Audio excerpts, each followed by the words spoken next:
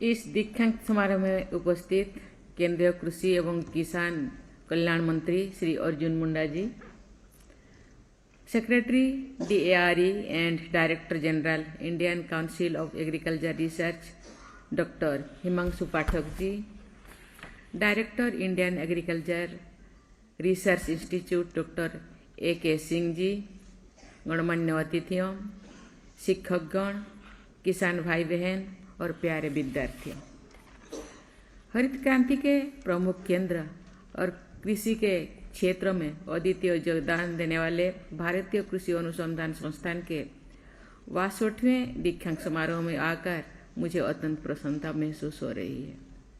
सर्वप्रथम मैं आज स्नातक हो रहे विद्यार्थियों को बधाई देती हूँ और आपके स्वर्णिम भविष्य की कामना करती हूँ।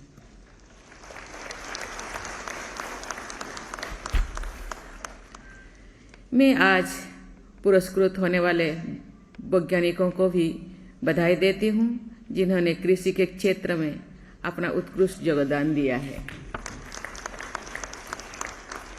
पिछले वर्ष अक्टूबर में मैंने इसी ऑडिटोरियम में एक इंटरनेशनल कॉन्फ्रेंस को संबोधित करते हुए कहा था कि ecologically sustainable, ethically desirable, economically affordable और सोशियली बेनिफिशियल उत्पादन के लिए हमें अनुसंधान की आवश्यकता है।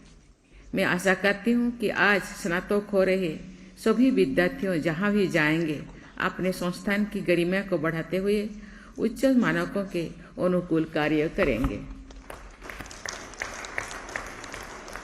इंडियन एग्रीकल्चर रिसर्च इंस्टीट्यूट ने भारत द्वारा खाद्य सुरक्षा प्राप्त करने में अतुलनीय योगदान दिया है। इस संस्थान ने न केवल कृषि से जुड़े अनुसंधान एवं विकास कार्यों को दक्षतापूर्वक किया है, बल्कि ये भी सुनिश्चित किया है कि ऐसी जानकारी प्रयोगशाला के बाहर धरातल पर जाकर मूर्त रूप ले सके। मुझे खुशी है कि किसानों के साथ वैज्ञानिकों के संपर्क को बढ़ावा देने के लिए एक अभिनव पहल मेरा गांव मेरा गौरव की शुरुआत की गई है। IARI के बहुआयामी कार्य ने देश के कृषि उत्पादन एवं उत्पादकता में लगातार वृद्धि सुनिश्चित की है। इसके लिए मैं IARI परिवार की विशेष सराहना करती हूँ। स्थापना के बाद से ही ये संस्थान देश के लिए मानव संसाधन विकसित करने का कार्य कर रहे हैं।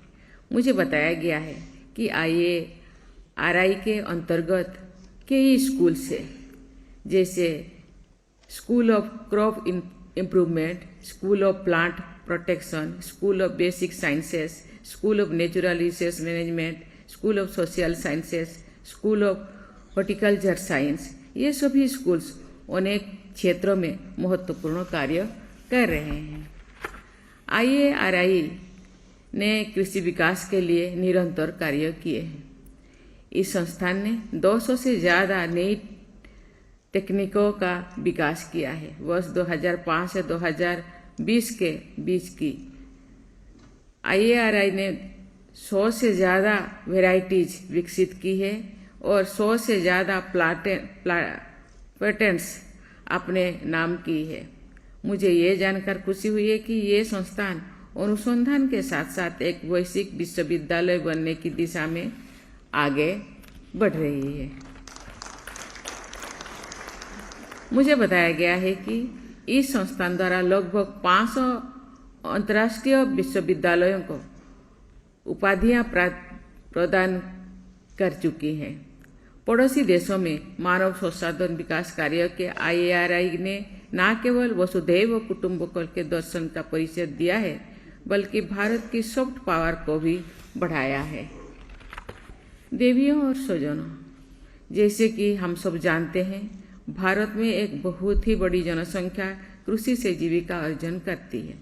कृषि का भारत के सफल घरेलू उत्पादन में भी महत्वपूर्ण योगदान है।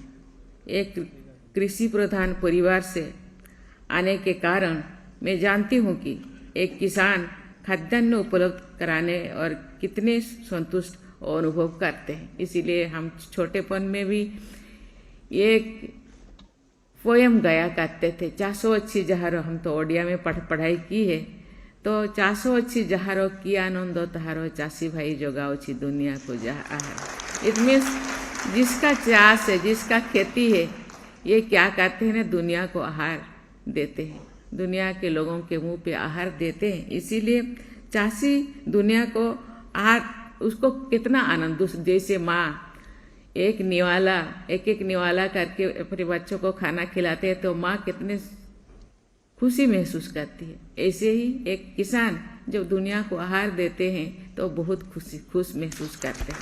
इसीलिए चलिए खेती करें। हमारी अर्थव्यवस्था के इस आधार का अधिकाधिक विकास हो, इसमें कोई अवरोध ना हो, ये सुनिश्चित करना अत्यंत आवश्यक हो जाता है। ऐसा कहा जाता है कि किसान के हल की नोक से खींची गई रेखा सभ्यता के पूर्व के समाज और विकसित समाज के बीच की रेखा है। किसान न केवल विश्व की अन्नदाता है, बल्कि सही अर्थों में जीवनदाता भी है। खाद्य नहीं तो जीवन नहीं। गुरुदेव रविंद्रनाथ टैगोर ने कहा था, God is where the tiller is tilling the hard ground। देवी और स्वजनों, महात्मा गांधी ने कहा था, देश की प्रगति गांव के विकास में नहीं थे। कृषि के योगदान के बिना देश की अर्थव्यवस्था सुचारू रूप से नहीं चल पाएगी। आज देश की अर्थव्यवस्था जो सुदृढ़ हो रही है, उसमें किसानों का भी बहुत बड़ा योगदान है, क्योंकि देश में किसान 70% है। 70% किसानों का योगदान बहुमूल्य होता है। इसमें कोविड-19 महामारी के दौरान देखा है कि कृषि एकमात्र ऐसा क्षेत्र था जिसने भारत के सफल घरेलू उत्पादन में सकारात्मक वृद्धि दिखाई है। किसानों की आय को बढ़ाने के लिए, नवीन कृषि पद्धतियों को बढ़ावा देने के लिए, सिंचाई व्यवस्था सुचारू रूप से उपलब्ध कराने के लिए सरकार बहुत तेजी से कार्य कर रही है। सोयल हेल्थ कार्ड योजना किसानों के लिए एक बहुत लाभदायक योजना है, जिसके माध्यम से सोयल हेल्थ की वर्तमान स्थिति का आकलन किया जा सकता है। प्रधानमंत्री फसल बीमा योजना के माध्यम से सरकार फसल क्षति के बीमा कवर प्रदान करती है, ताकि किसानों की आय को स्थिर करने में मदद मिल सके। सरकार ने सभी फसलों के लिए एमएसपी में काफ़ी वृद्धि की है, जिससे किसानों को आय सुरक्षा प्रदान की जा सके। परंपरागत कृषि विकास योजना के तहत जैविक खेती का भी बढ़ाई दिया जा रहा है, जिसके परिणाम स्वरूप सोयल हेल्थ में सुधार हुआ है। किसान संपदा योजना से देश में खाद्य प्रसंस्करण को व्यापक बढ़ावा मिलने के साथ साथ किसानों को बेहतर मूल्य पाने में सहायता मिलेगी। ये किसानों की आमदनी दोगुनी करने की दिशा में एक बड़ा और महत्वपूर्ण कदम सिद्ध होगा। देवियों और स्वजनों, हम सब किसान एवं कृषि संबंधी समस्याओं से अवगत हैं। हमारे कितने ही किसान भाई बहन आज भी गरीबी में जीवन यापन कर रहे हैं। किसानों को उसकी उपज का सही मूल्य मिले, ये अभावग्रस्त जीवन से समृद्धि की ओर बढ़े, इस दिशा में हमें और भी अधिक तत्परता से आगे बढ़ना चाहिए। मुझे पूर्ण विश्वास है कि वर्ष 2047 में जब भारत विकसित राष्ट्र बनकर उभरेगा, तो भारत का किसान इस यात्रा का अग्रदूत होगा। अंत में एक बार फिर मैं IARI परिवार के सभी सदस्यों और स्नातक विद्यार्थियों के उज्जवल भविष्य की कामना करती हूँ। धन्यवाद।